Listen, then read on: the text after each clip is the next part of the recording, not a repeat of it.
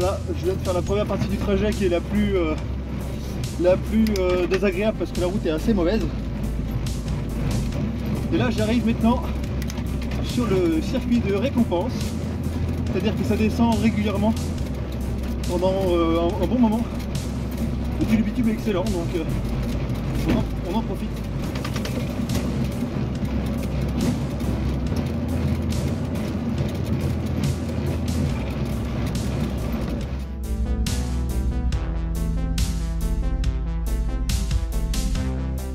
Là j'emmène tranquillement le vélo mobile et je suis à 60 km/h.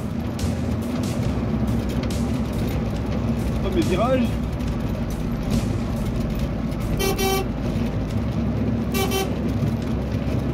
En général, il n'y a pas de danger dans ce genre de route, à part éventuellement un sanglier, mais bon, ça n'arrive jamais.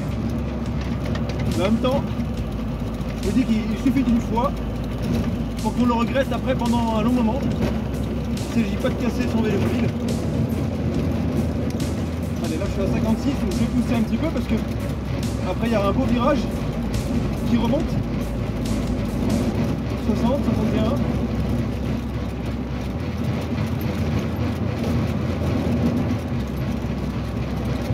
65. 66. Bon, c'est peut-être pas la peine que je me crame. Il reste de la route plus tard. Ah. Et puis en plus potentiellement la route est un peu humide, donc je ne vais pas jouer avec le feu. Là je suis toujours à 65. Et on arrive à la chicane.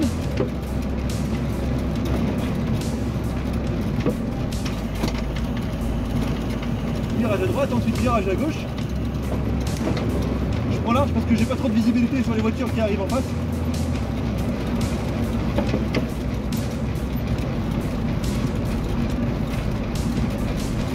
Je maintiens 60 km/h en fait. Ah. Ici le croisement est dangereux parce qu'on n'a aucune visibilité à droite comme à gauche. Donc c'est à l'oreille que je travaille. Ok.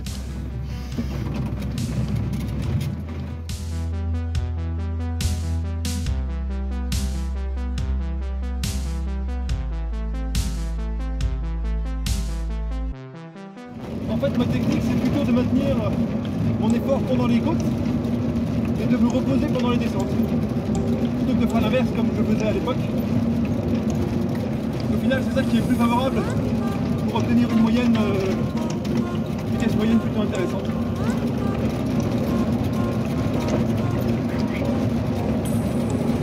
Alors évidemment il y a un peu d'élan à prendre de jeu parce que ça remonte.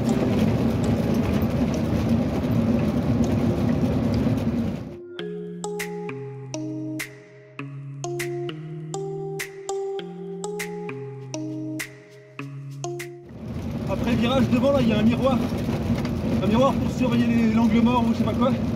Je l'aime bien parce que je me vois quand je passe devant, je vois mon reflet et ça c'est très classe. On sourit. Ah je me suis pas vu. Ah c'est pas juste. Ah ils ont dû changer le réglage du miroir. Ah zut.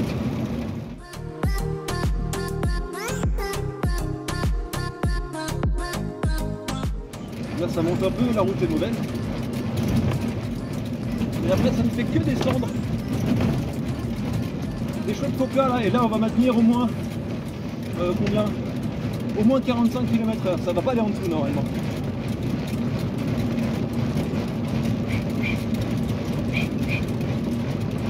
Ah, ça fait des jambes aussi hein.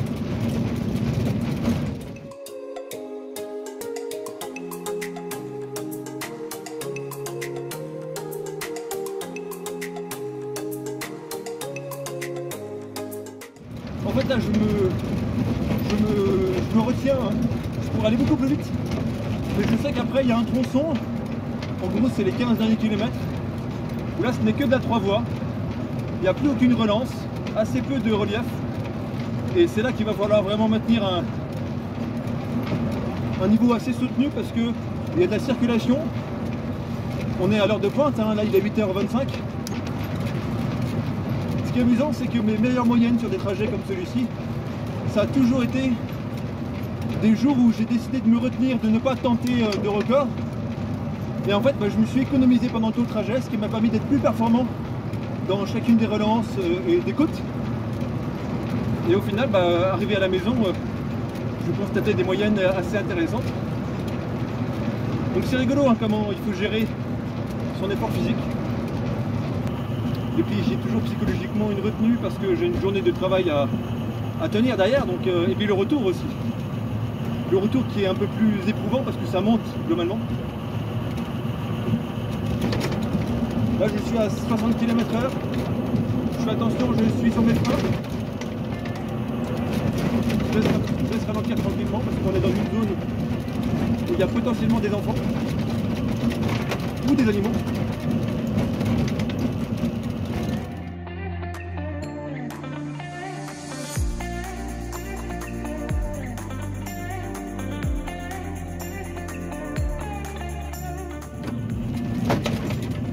Hop.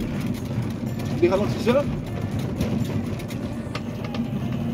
Il y en a quelques-uns sur le trajet et puis il faut faire attention quand même. 40 km/h grand max sur cela. Allez, et là on pousse et ça va monter. Et là c'est un moment où je peux sprinter assez facilement. On va voir jusqu'où je l'emmène. 40, 45, 47, 49, 51.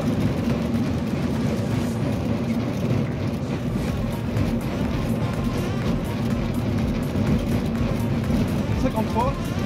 Là ça monte en fait hein.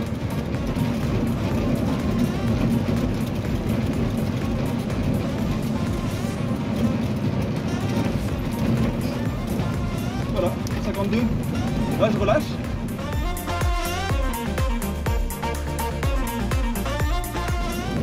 Encore une fois, ce qui arrive là, un village avec régulièrement des enfants.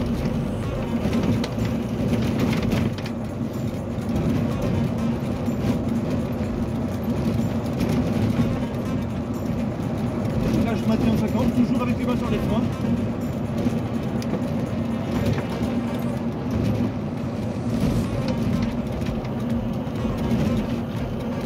La voie est libre.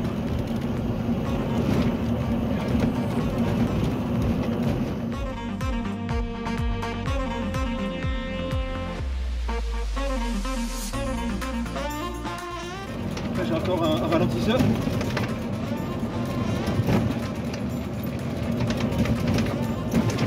Paradoxalement, c'est pas le ralentisseur qui me ralentit, c'est plutôt l'état pourri de la route, avant et après.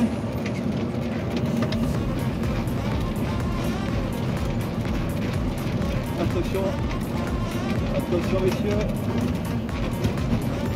Voilà. Alors c'est pas très... c'est pas forcément sérieux ce que je viens de faire, j'ai pas trop ralenti quand même. Hein. Le but il m'emmène, là je suis à 43 km/h, c'est pas très rapide. Mais quand il s'agit de frôler des gens en chantier, c'est peut-être pas le meilleur des exemples.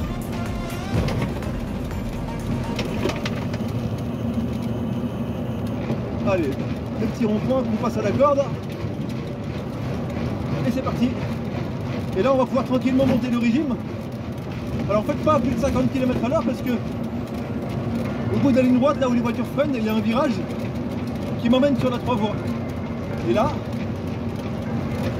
bah, j'ai pas envie de faire un tonneau ici quoi. Ça passe normalement largement mais je veux pas prendre de risques. Je ne suis pas en pleine compétition. Là, je me suis écarté pour laisser passer la voiture. Un peu tard c'est vrai. Donc là je maintiens ouais, 55 km/h. Le premier virage ça va, mais c'est le deuxième qui est plus serré.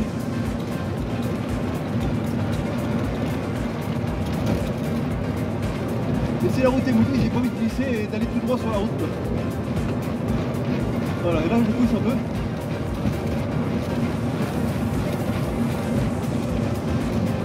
Je surveille mon rétroviseur, je vois un gros remorque qui passe. Je signale mon intention de changement de voie, voilà, il s'est bien écarté. Merci. Alors ici ça monte, hein. C'est un faux plat montant, je ne sais pas de quel pourcentage. Assez faible. Hein. Voilà, là je suis à 58 km/h, 59. C'est un rythme qui me va bien.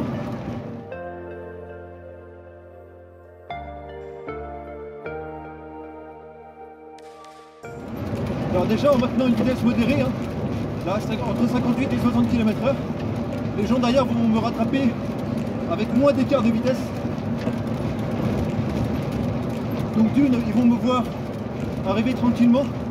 Et puis c'est réciproque, et moi aussi je vais pouvoir les anticiper plus facilement.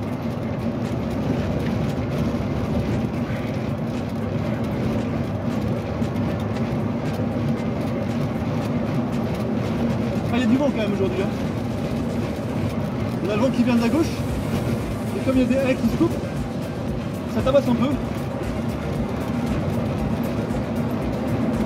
Donc je dois rester vigilant.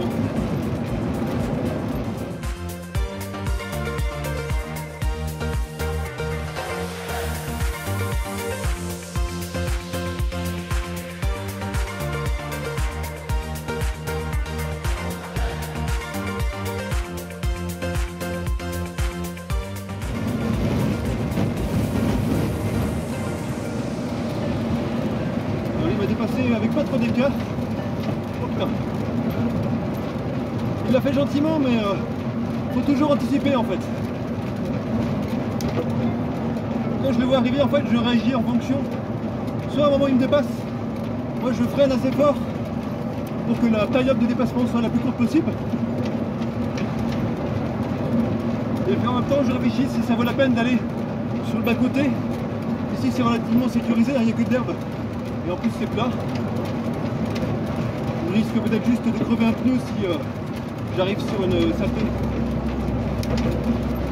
Toujours surveiller aussi à droite, quand il y a une bretelle qui arrive sur la route, pour surveiller les voitures qui vont s'engager. Parce qu'elles vont arriver par la droite. Et selon notre position sur la route, eh ben, elles vont avoir tendance à vouloir me dépasser par la droite, et ça peut être dangereux. Parce qu'on peut être pris en sandwich entre deux véhicules. Donc si on anticipe, normalement, il n'y a pas de souci.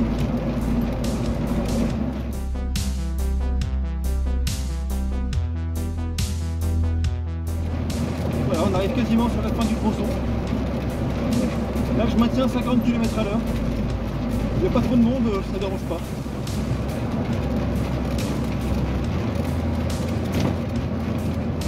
Les voitures qui me dépassent alors que la voie est unique de mon côté, alors personnellement, moi, ça ne me dérange pas. Comment qu'elles le fassent en sécurité, par exemple comme ici, elles le font, il n'y a clairement personne qui arrive en face sur la voie centrale. Donc ça me dérange pas plus que ça en fait. Même s'ils veulent, ils peuvent me frôler davantage. S'ils le font proprement, sans traîner. Ce qui est dangereux toujours, c'est que les gens nous dépassent avec une faible distance de sécurité et puis qu'ils restent à notre hauteur pour nous filmer, nous regarder. Ça c'est dangereux.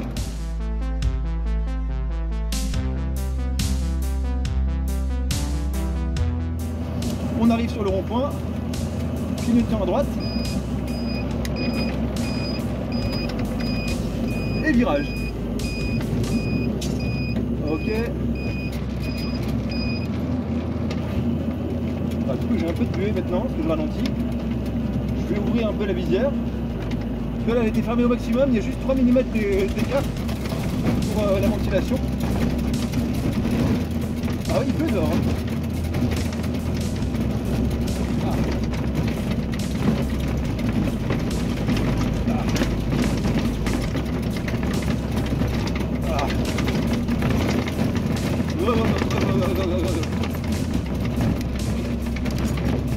La route est vraiment mauvaise là.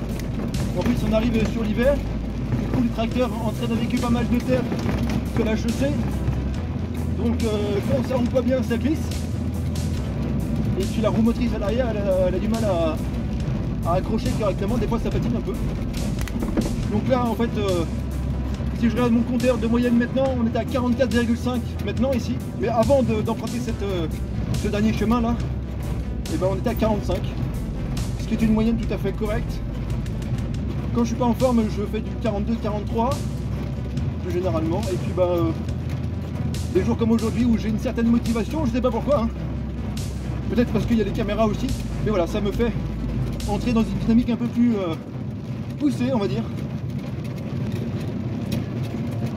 On dirait pas, mais le fait de parler comme ça en plein effort, c'est hyper physique, hein. On entend parce que j'ai une voix qui est très un peu stressée, un peu aiguë d'ailleurs. Ou après les efforts, ben, le timbre de la voix a moins de capacité à aller dans les graves. Peut-être parce que toute la cage thoracique a été contractée pour la respiration, etc. Ce qui fait qu'on va aller dans les aigus. Oh, parce que je suis pas trop en avance ce matin. Il est 9h moins 10 et j'embauche à 9h moi.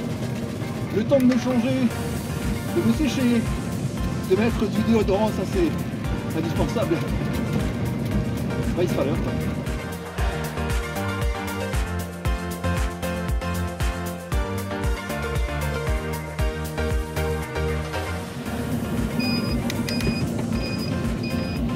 Alors personne n'engage à gauche. J'ai le temps de m'insérer. Ah, c'est parti. Et voilà, j'arrive sur mon lieu de travail. Ici c'est une concession de camping-car. Ça reste des engins qui coûtent cher. C'est pour le loisir. Donc sur ce plan-là, ça ressemble un peu au Vélomobile. Par contre, c'est pas avec un camping-car qu'on va aller tous les jours au travail. On va économiser du carburant et puis faire du bien à la planète et à la santé physique. Nous voici arrivés. Je vais me laisser refroidir un peu. Il est 51, j'ai encore 9 minutes devant moi. Il pleut? Il pleuvine pas grand-chose. Bonne journée à vous. Merci d'avoir regardé cette vidéo. Abonnez-vous à la chaîne, c'est important parce qu'il y aura d'autres vidéos de ce type-là avec une commentation, avec des commentaires. Faut que je trouve mes mots. Après l'effort, mon cerveau n'a plus toutes ses capacités intellectuelles. A bientôt.